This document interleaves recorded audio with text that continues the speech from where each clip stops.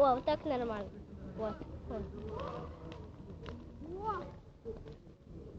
А вы не переживайте за то, что листья вон те, то, что вверху. Так дерево может загореться. Но уже эти листья прогорели, да, подниматься вверх и все. Пойдет туда, ничего страшного не станет. Загорится дерево. Гори, гори ясно, чтобы не погасло.